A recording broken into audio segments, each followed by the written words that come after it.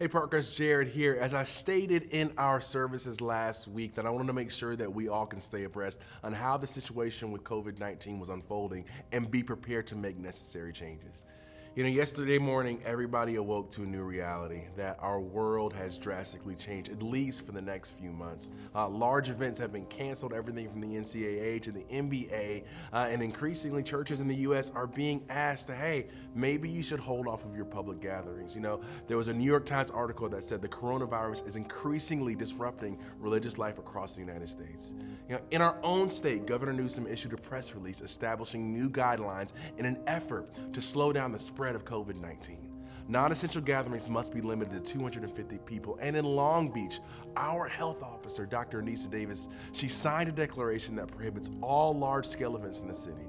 This declaration is effective immediately and will remain in effect through April 30th, 2020. At Parkcrest, we believe that loving our neighbor means valuing the safety of people in our cities by doing everything we can to protect the most vulnerable. With that being said, for the next several weeks, we'll be making a few shifts to our service operations. So what does that mean? Our Sunday gatherings will shift from in-person to online. We are calling this Worship Where You Are. There'll be worship, teaching, prayer, and communion. You can prepare your own communion at home by simply just finding some bread and grape juice. We will host these services at 9 and 10:45, and the video will be available for download after the services. One of the things that excited me about this moment, and I was excited about the leading at Parkcrest, was our home communities. You see, the vision behind home communities from our elders and staff leaders, it says that they were created for a time like now. Years ago, you asked the question, what would we do if our building burned down?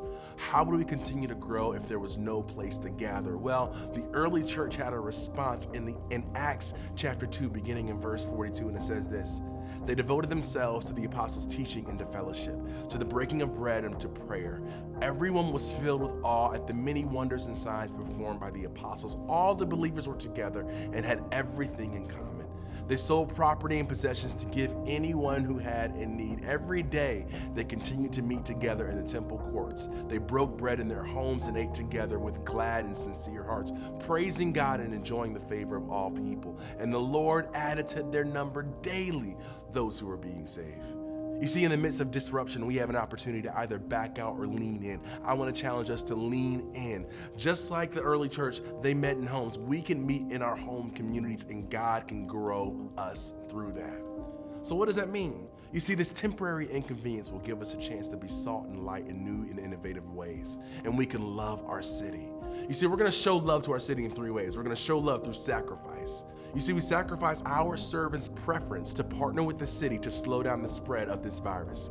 With this act, we are showing that we love both our city and those who are most vulnerable. Number 2, we show love through connection. While we may not see our normal peeps or our normal Sunday crew, I want to encourage you to reach out, make a phone call, connect with someone via phone or social media. It can go a long way. Connect with your home community leader as well and see what your gatherings look like this week. And finally, we show love through dedication. For the next several weeks, this will be our new normal. I want to challenge you to commit to worshiping where you are and continue to do the disciplines of prayer, connection, scripture reading, generosity, and to both your church and community. You see, this is what I'm really excited about. The church was never a building, never was. It's the people, it's you. Let's be the church and show love to our city. You see, I love each of you, and I'm praying with you and your families. So be sure to follow us on our social media channels and also stay abreast with what's going on. And may the God of peace be with you. God bless you.